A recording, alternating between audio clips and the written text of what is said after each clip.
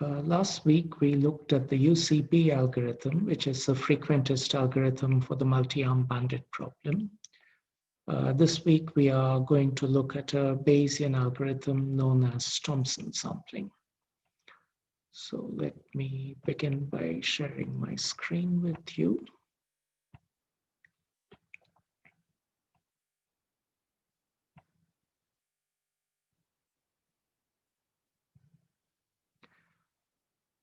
Okay, I'll start with some history about the Thompson sampling algorithm. It was proposed by Thompson, who was a medical doctor, and he faced the problem of having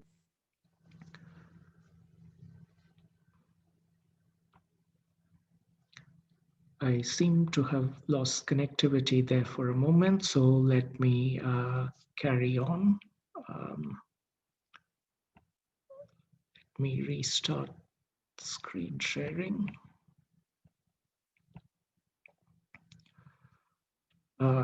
Okay, in case it was missed, we are going to, last time we discussed the UCB algorithm, and this time we are going to discuss a Bayesian algorithm for the multi-arm bandit problem known as Thompson sampling. And I'm going to start by discussing some of the history behind it. The algorithm was proposed by Thompson, who was a medical doctor, and he wanted to decide which of several possible clinical treatments to assign his patients to. Obviously, he wanted to choose the most effective treatment, but there wasn't a way of knowing in advance which that one was. And so that's something that had to be learned by trial and error. And he wanted to do this while minimizing the number of people who were subjected to a suboptimal treatment. Okay. And he proposed this scheme, which now bears his name, way back in the 1930s. And it was the first algorithm ever proposed he posed this problem, but it would only come to be called the multi-arm bandit problem much later. And he was one of the pioneers in this area. And just to get a sense of the scale of his achievement, his work on this predates pretty much all statistics research in sequential hypothesis testing, which is the class of problems within which multi-arm bandits lie. In fact, his papers were in 1933 and 35, and this is pretty much the same time as the Neyman-Pearson hypothesis test, which is the most basic hypothesis testing algorithm in statistics. So he addressed a very sophisticated problem in sequential hypothesis testing at the same time as the field of rigorous statistics was beginning with the Neyman-Pearson lemma. Okay. And the simplest hypothesis testing problem. And keep in mind that he was not a mathematician or a statistician, but he was a medical doctor. So that gives you some sense of the scale of his achievement. And not only was his the first algorithm to be proposed, it remains even today one of the best algorithms for the multi-arm bandit problem. It's hard to analyze, and it's only very recently that it's been shown to be asymptotically optimal, but it is. And in experiments, it outperforms several other algorithms, much more recent ones. And to give you a sense of the timescales, UCB, the algorithm we studied last week, dates from the 1990s.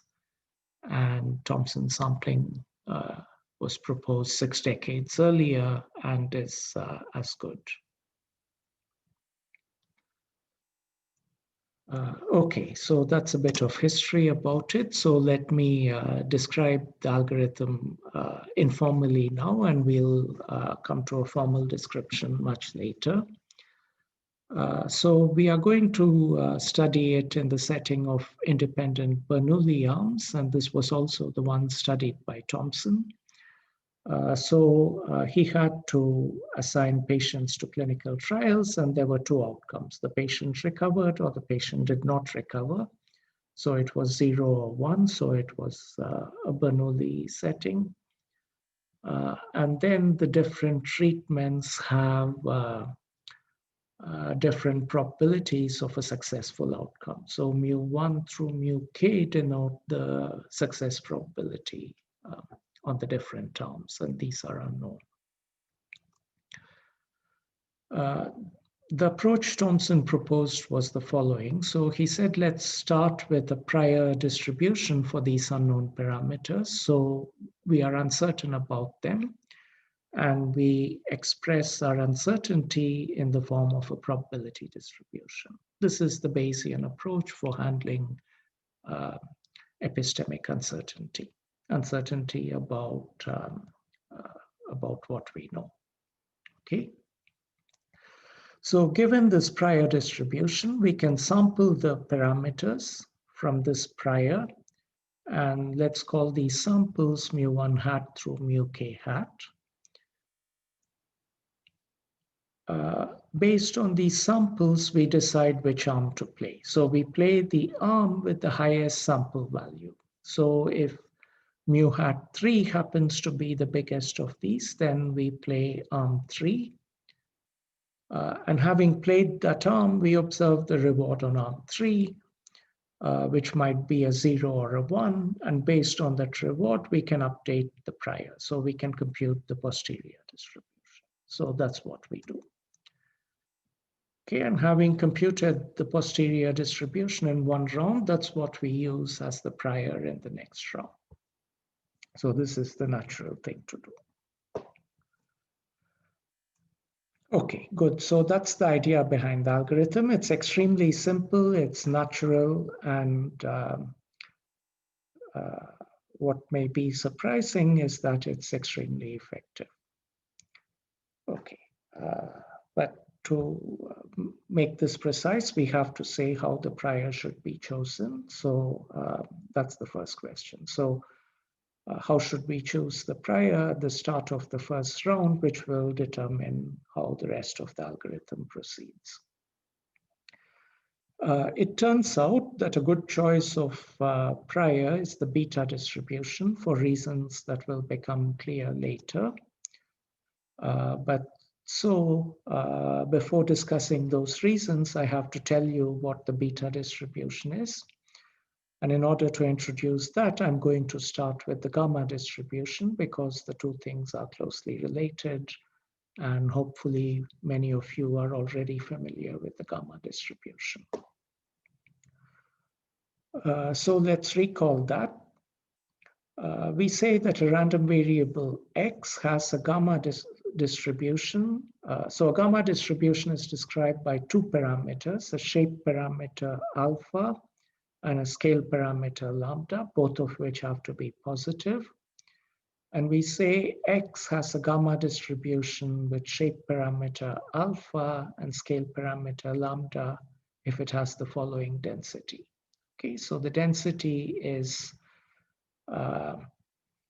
okay, there are some constants here, which I'll come to in a moment. So the density evaluated at x has an x to the alpha minus 1 term, and it has an e to the minus lambda x term. Okay, so the lambda is, so if lambda is big, this exponential is decaying rapidly. If lambda is small, it's decaying so slowly. So the lambda stretches or squeezes this exponential, so it scales it. That's the scale parameter. And alpha decides what the shape of the density function looks like. And I'll comment on that in a moment. So that's called the shape parameter.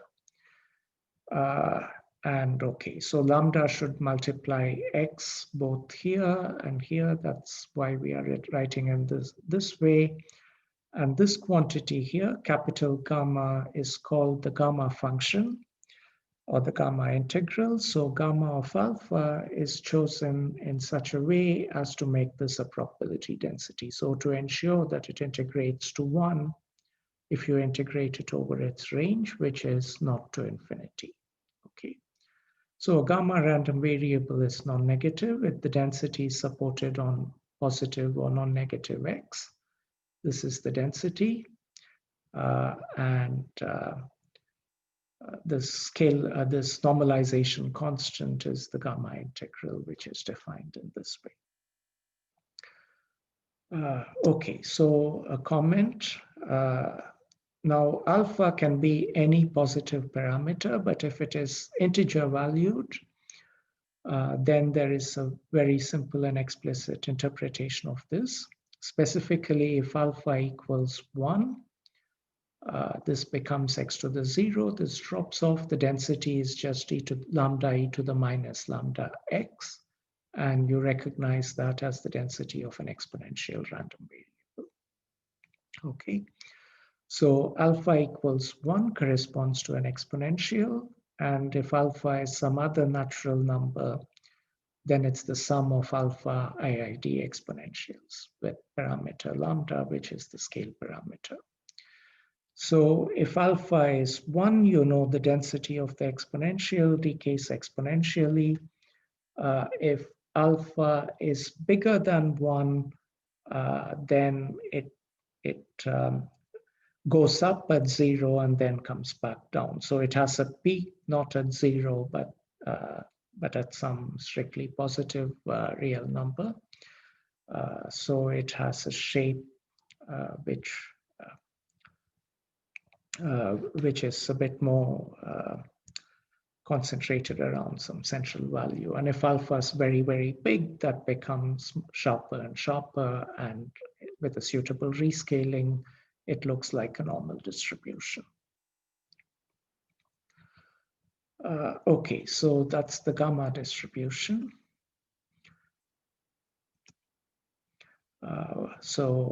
What's the beta distribution? The beta is also described by two parameters, alpha and beta, and these have to be positive. Now, while the gamma distribution is supported on the positive reals, the beta is supported just on the interval 0 to 1. Okay, so a beta random variable takes values between 0 and 1, and it has this density. So let's ignore these constants for a moment. So it's x to the alpha minus 1, 1 minus x to the beta minus 1. Again, it might be worth looking at some special cases. If alpha and beta are both 1, this is x to the 0, 1 minus x to the 0. So it's a constant. The density is just a constant between 0 and 1. That's the uniform distribution. That constant has to be 1. It's the uniform distribution. If alpha and beta are both bigger than 1, then this distribution has mode somewhere strictly between 0 and 1. If they both have parameters strictly smaller than 1, then there's a mode at 0 and a mode at 1, and it's shaped like a bowl, the density. Okay, so you can look at sketches of it for a few values of alpha and beta to build some intuition. And this term here is again a normalization constant, which ensures that the density integrates to 1 over this interval. Okay, so it's okay, it's some density for a random variable taking values in this interval. We'll come to why it's interesting later. But I said that the gamma and beta distributions are related, and I want to tell you in what way they are related. And that's stated in this lemma. So let's take two independent gamma random variables with different shape parameters alpha and beta, possibly different. but the same scale parameter. Let's say it's 1. It doesn't matter that this lemma holds whatever the common scale parameter is. And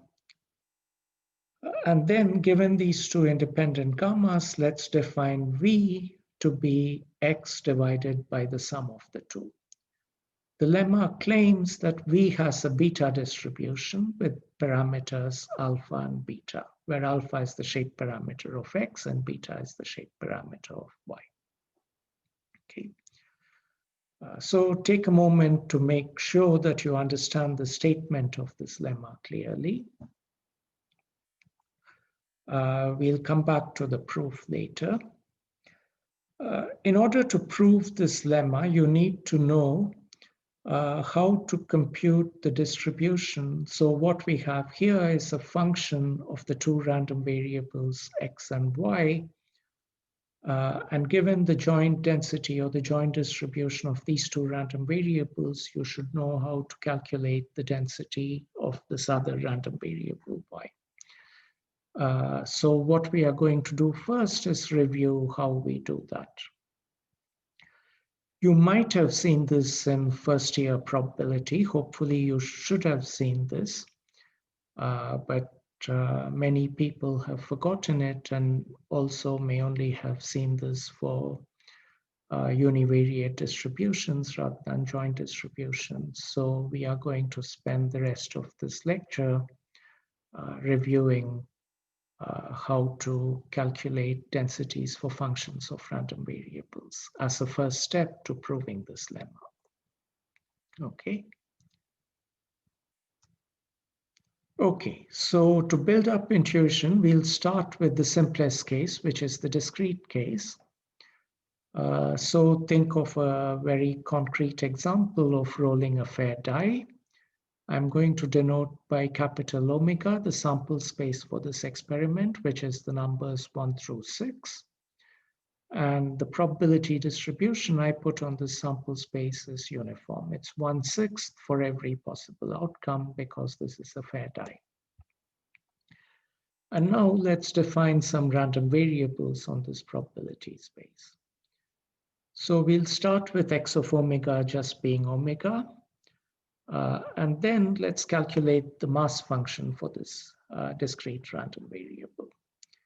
Okay, so this is trivial. This random variable takes values 1 through 6 with equal probability. So the mass function assigns mass 1/6 to each of these possible values.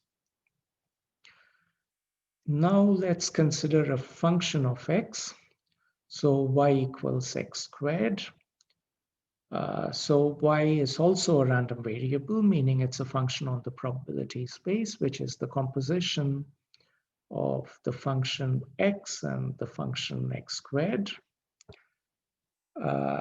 And so we can ask, can we compute the mass function for this random variable?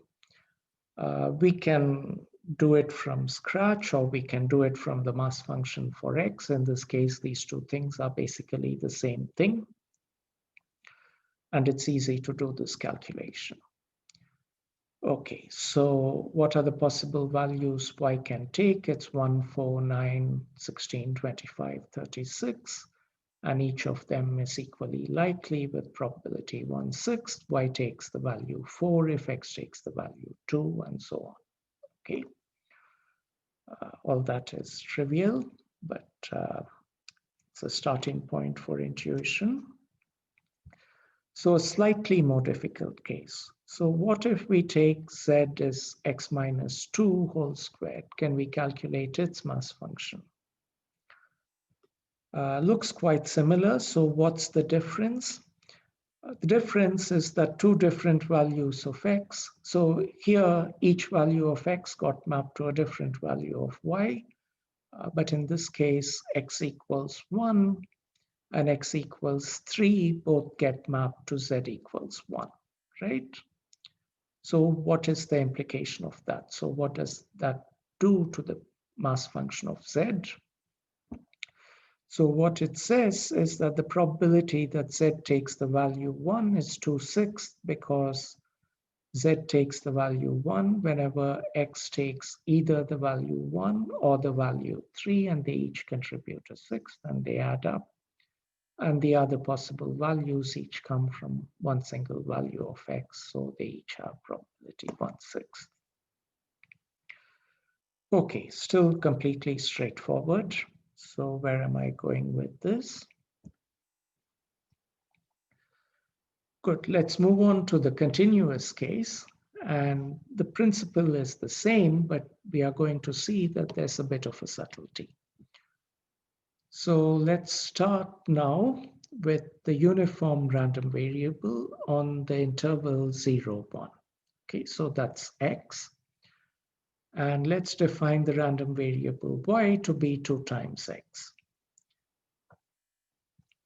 So what are the density and the distribution function of the random variable X? The density, which we'll denote by little f, is 1 between 0 and 1 and 0 outside this interval. That's the definition of the uniform distribution. And we can calculate the distribution function by integrating this from minus infinity to x. And so that tells us that the CDF is 0 for x negative. It's x between 0 and 1 because it's the integral of 1. And once we get past 1, there's again no further density. The CDF increases up to 1 at the right end point of this interval, and it remains at 1 from then on. So you should sketch these two functions to make sure you understand this. You get a feel for densities and CDFs. Okay. Okay, so that's the density and CDF of X. And now we want to compute the same for Y. So can we compute these things? Okay, so maybe the density is not completely straightforward at the moment. Let's start with the CDF of Y and use that to get at the density. So what's the CDF of Y? Let's start from the definition. It's the CDF of the random variable Y evaluated at little y is defined as the probability that the random variable Y is no bigger than little y. That's the definition of the CDF. Now, by the definition of the random variable Y, there's the probability that 2x is smaller than y, which is the probability that x is smaller than y over 2. And that's the CDF of x evaluated at y over 2. Okay, just using the definitions of CDFs here. Okay, so that's the relation between the CDFs. Now, given the CDF, how do we find the density? We find it by differentiation. So to find the density of the random variable Y evaluated at little y, we have to differentiate the CDF at the same and evaluate the derivative at the same little y. So we are differentiating this function fxy over 2 with respect to y. So by the chain rule, we have the derivative of fx at y over 2, and then by differentiating y over 2, we get this extra factor of a half. Okay, so we get half. The derivative of the CDF of x is the density of x evaluated at y over 2. Okay, and there's a typo here. So this is half times 1. So this should be, so the density of y is half if y over 2 is between 0 and 1, meaning that y is between 0 and 2, and it's 0 otherwise. Okay. So the density is spread over an interval of twice the width, but its value is only half as much. Okay, so what? So let's try to understand this intuitively. I hope you have some intuition that the density of a continuous random variable at some point is in some sense related to its probability there. More precisely, the probability that a random variable lies let's say x lies in a small interval around little x, is the density at little x times the size of the interval, right? That's the interpretation of density. It's the probability in a tiny interval divided by the width of the interval. If you think of probability as mass, it's mass divided by volume, that's density. Okay, so now we were interested in the density of the random variable capital Y evaluated at little y. And what's the point that gets mapped to little y? X equals y over 2 gets mapped to y equals y. The density of x at y over 2 was 1, but the density of y at y is a half. Let me remind you again of the typo here. This is half, not 1. So the density gets halved. Whereas in the discrete case, the mass at y was the mass at whatever got mapped to it. So long as there was a single point that got mapped to it, the mass was the same. But the density has halved. So what's going on here? Okay.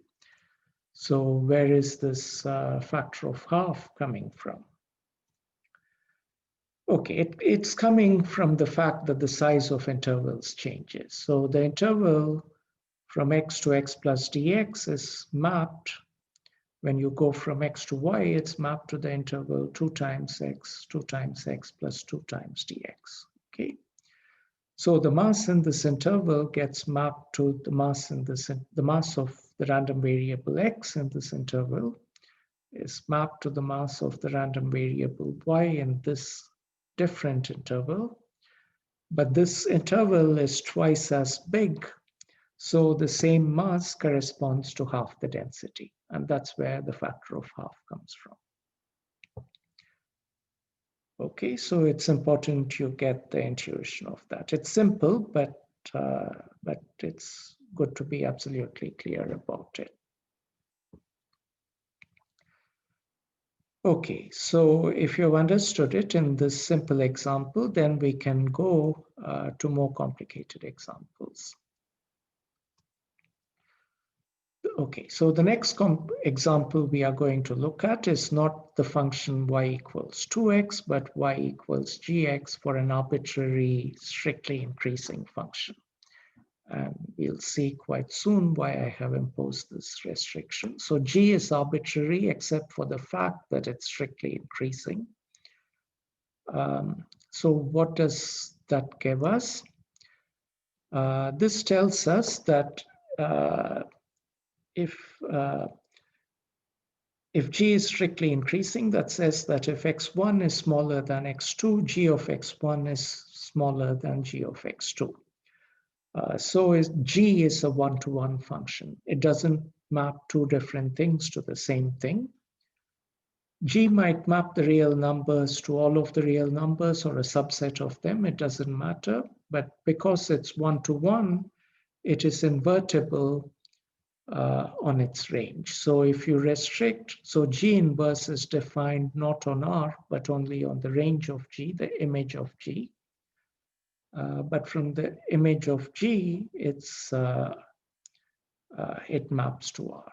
Okay, so this inverse function is defined. That's why I wanted to assume that it's strictly increasing, so that the function is invertible. Okay, now again, as before, we start with the CDFs. The CDF of the random variable capital Y evaluated at little y, by definition, is this probability that capital Y is less than or equal to little y. Capital Y is gx. Now we can invert these functions.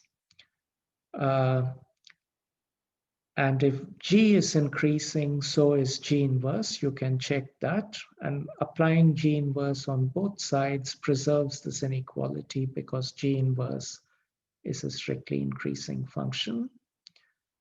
So the inequality is retained and we get this probability. And by definition, the probability that X is smaller than something is the CDF of X evaluated at the same point, G inverse Y. Okay, so this is just following the definition of CDF and using the fact that the function G is increasing. So we've related the CDFs of X and Y. We can get the densities by differentiating, and that tells us that the density of Y evaluated at little y, I'll leave you to check the calculations. Okay, it's Fx evaluated. So we are differentiating the CDF. We get Fx evaluated at the same thing. And then we have to, by the chain rule, differentiate G inverse Y with respect to Y. And that derivative is just 1 over the derivative of G evaluated at the pre-image of Y, which is X. So this is G prime X. And if you want to be formal about it, this is the implicit function, inverse function theorem. Okay. But anyway, you're all familiar with this, I think. So this is the density of X over G prime whole thing evaluated at X, which is G inverse of Y. Again, intuitively, X gets mapped to Y, so you think the density of capital Y at Y should be the density of capital X at X, but there is this extra term 1 over G prime X, and where does that come from? It's the same thing, so the interval X to X plus dx gets mapped to Gx, G of X plus dx. And then if you do a Taylor expansion, G of X plus dx is roughly Gx plus G prime X times dx. So the width of the interval, so the interval of width dx gets stretched out by a factor of G prime X. So the same mass is spread out over a proportion, G prime X as much volume, and so the density is 1 over G prime X. Okay, so same intuition as before. Okay, but this works only for increasing functions, and most functions we want to look at may not necessarily be increasing. So why did we have to assume that it was increasing? We only really used it in, in the derivation we used it a bit strongly, but in terms of intuition, we only needed it for one thing, for the inverse to exist. And for there to be a unique pre-image of Y, for it to be 1-to-1, so that there was only one X which contributed to the density at Y. But from the discrete case, we already know how to handle situations where Y equals Gx has multiple solutions. If there are many different X which contribute, which get mapped to the same Y, then we just have to add the probability masses from all of them in order to get the probability mass at Y. That's not hard to do. We can do that. Okay, so let's do that. Okay, so this is the general case now. So again, we have a function G from the real numbers to the real numbers. Now we don't assume it's increasing anymore, we just assume it's differentiable. We are given a random variable X, and we are going to define the random variable Y to be G of X. Okay, so again, we want to calculate the density of Y at some little y. Okay, as I already said, we have to look at all the solutions to Gx equals Y, and each of them will contribute probability mass at Y. Okay. And what's the contribution going to be? Any particular solution X will contribute the density at X, but we have to spread out that density depending on the on how the intervals get stretched out, and as we already saw, that gave a G prime X. So as before, we have an Fx divided by G prime X. But notice the subtlety. Earlier we had just G prime X here, and now I've put absolute value signs around it. Why did I do that? What if I didn't do that and this derivative was negative?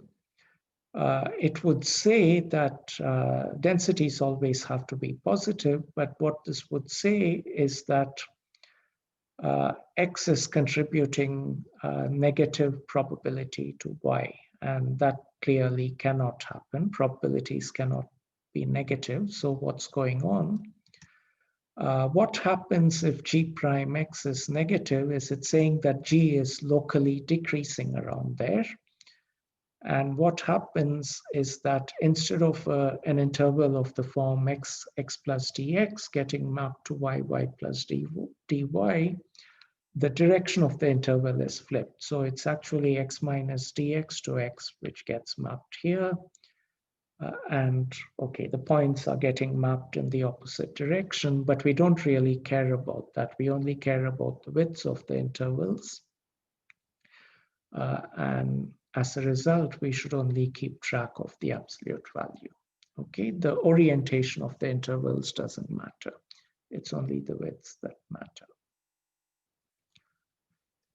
Okay, so that explains the absolute value around G prime X. Okay, so summarizing what we have discussed so far, what we have to do is add up the contributions from all the solutions. And so the density of the random variable y at little y is the sum over all x, which get mapped to y, the density of x at x divided by the absolute value of the derivative of g at x. Okay. That's it for the one-dimensional case. So that's it for the case of random variables, functions of random variables. But if you go back to the beta and gamma, we had the beta was a function not of one gamma random variable, but of two of them, of x and y. So now we need to talk about, one more qualification about this formula. I said this is completely general, not entirely. Okay. This formula works so long as the sum is a sum, meaning that there are only countably many x that get mapped to a given y. And if that's not the case, if a continuum of x get mapped to y, this formula breaks down. It doesn't, the sum no longer makes sense. And what happens if that happens, then in fact, y ends up not being a continuous random variable. It's either discrete or it's a mix. It has discrete bits and continuous bits. Okay. Okay, and you have to think of that separately. You can't just, there's no simple formula you can apply in that case. But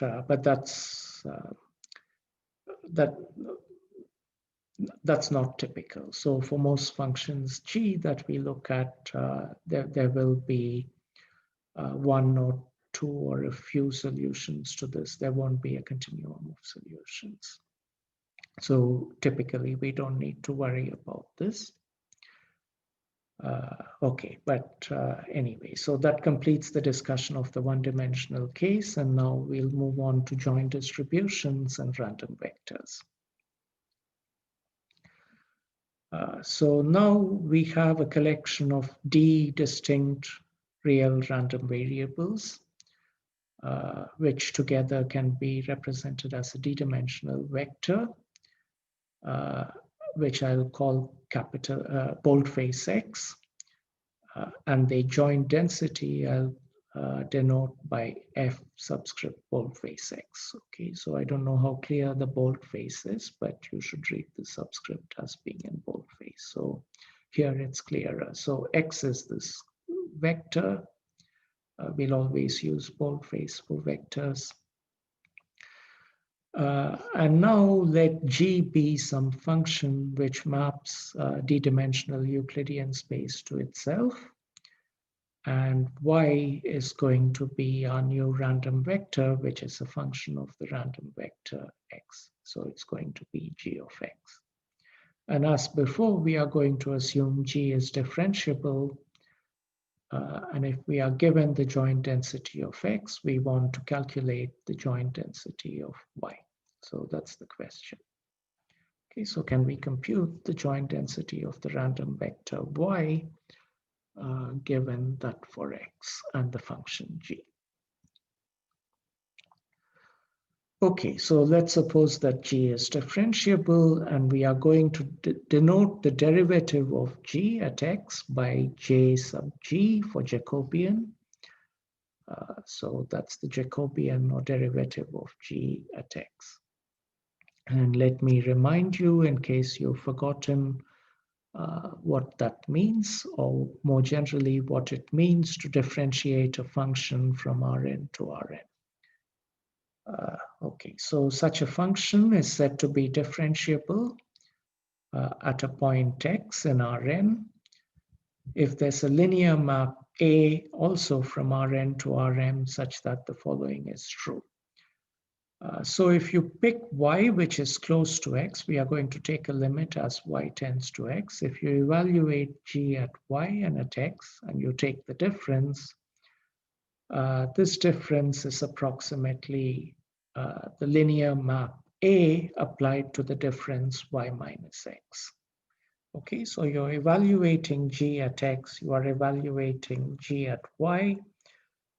The difference at the function values is approximately a linear function of y minus x. That's what we are saying in the following precise sense. If you take this difference, take the norm, so the g of y is a vector, g of x is a vector, a times y minus x is a vector. These are all vectors in Rm.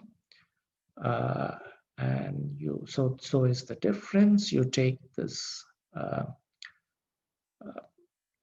norm of this m-dimensional vector, you divide it by the norm of this n-dimensional vector. These two vectors are of different sizes, different dimensions, but the norms are just numbers.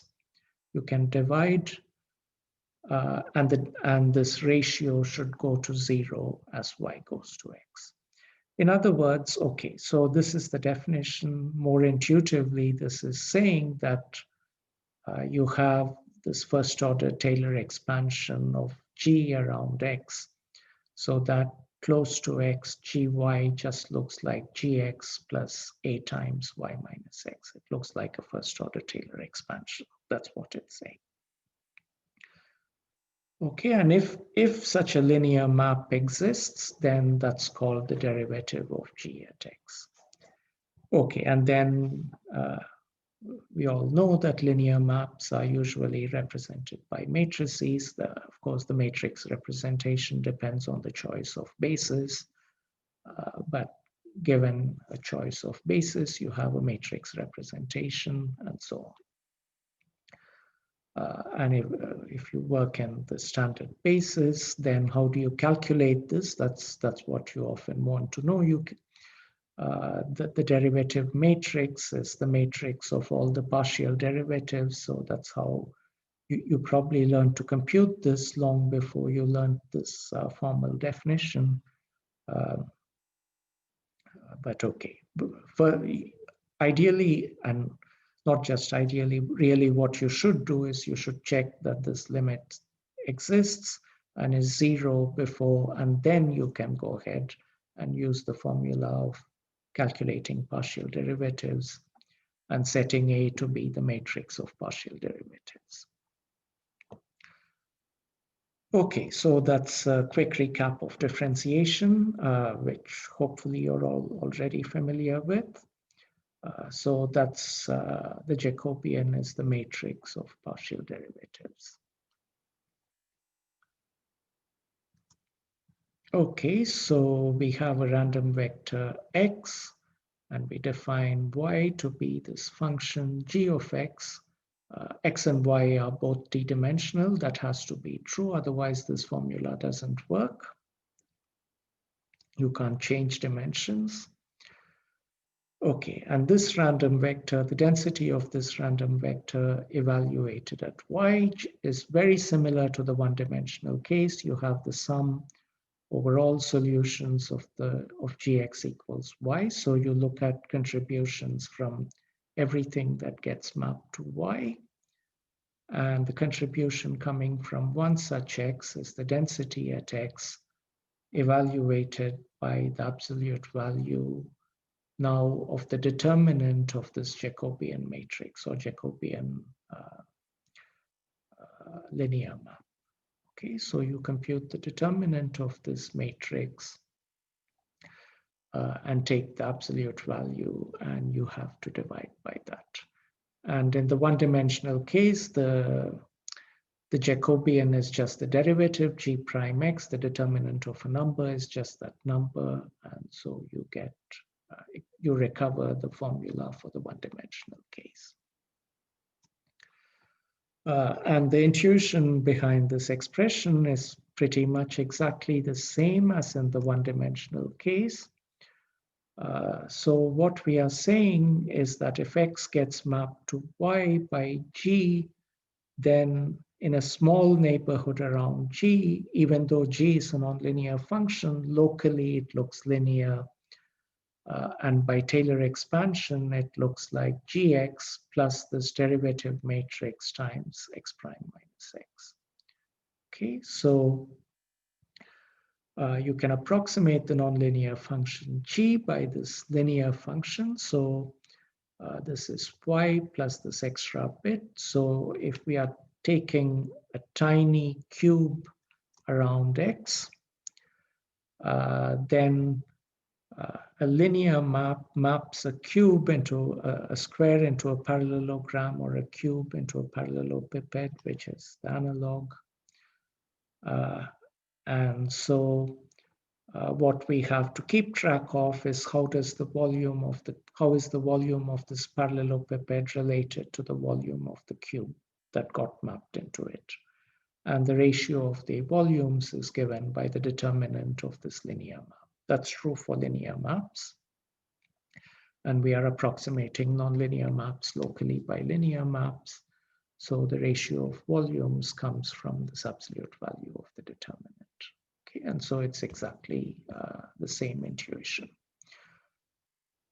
Okay, so that's a quick review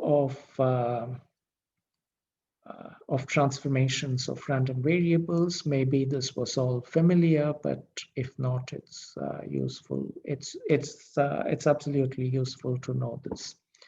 It's elementary probability, but that's important to know. So hopefully, if you haven't known it already, you've learned something useful in this lecture.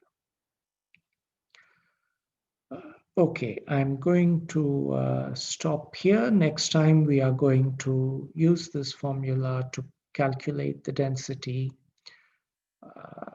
of x over x plus y, where x and y are gamma, and then prove the relation between gamma and beta distributions. So that's for next time. I'll stop sharing and